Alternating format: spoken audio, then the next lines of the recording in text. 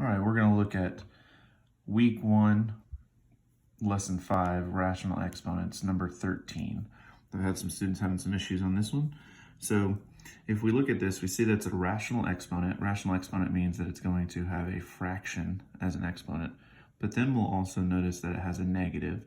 And we learned from laws of exponents that we cannot have a negative exponent. So what we need to do first is go ahead and make this into a positive exponent by moving the x to the 2/3 to the bottom and making it a positive.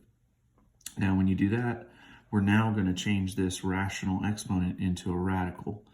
Remember, the denominator goes on the outside, so it becomes 1, and then the cubed, and then it becomes an x squared. So the denominator goes on the outside and becomes cubed, and the numerator becomes the x squared.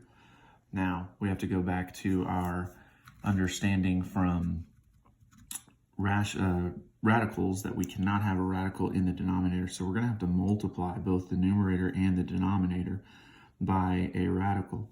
Now whenever we did it before, we would go ahead and we would multiply by the exact same thing. But here we want to try to make this become just an x. So if we already have 2 x's here, and we know that multiplication, because we're multiplying here, means that we add exponents, we really just want an x to the 1 power.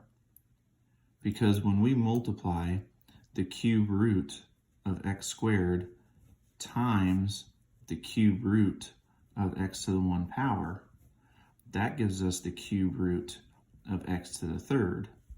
And that would mean we would have 3 x's in here. So we would have one group of 3 x's. And so therefore, that is going to give us just an x in the denominator.